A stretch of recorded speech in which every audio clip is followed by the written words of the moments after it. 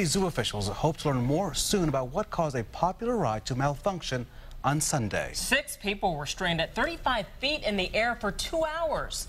Our TV6 reporter Chris Profit is live at the zoo with new developments. Chris? Erica, that Skyline ride briefly malfunctioned at the end of July.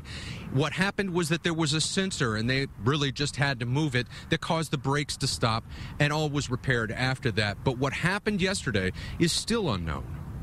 These pictures were taken by Sarah Wilkin. Sarah, her brother, and his 2 children were on one of the 2 gondolas dangling over the orangutan exhibit on Sunday. We were in the next car to go. Bob Wilkin was in the car behind his family when the ride suddenly stopped around 5 o'clock. They were about to take the 8-minute ride on a 1,200-foot track that's 50 feet at its highest. They were not panicked, really. They were a little nervous. We were a little nervous, but we had every confidence that they would get out okay. Firefighters who recently completed 3 weeks of rescue training at the zoo for this type of emergency brought all 6 people down safely. Now zoo officials are trying to determine what went wrong with the prototype ride, the only one of its kind.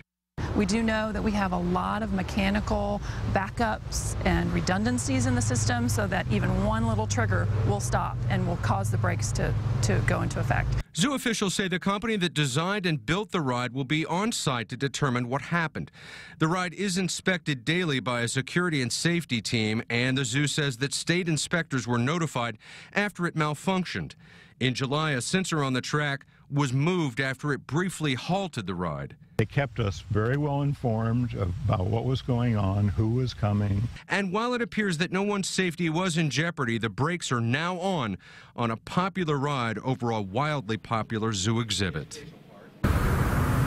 Well, you heard the family did praise the zoo for keeping them informed during that entire 2 hours that they were up there on that gondola. And of course, now the real work begins to try and find out what caused that so it doesn't happen again.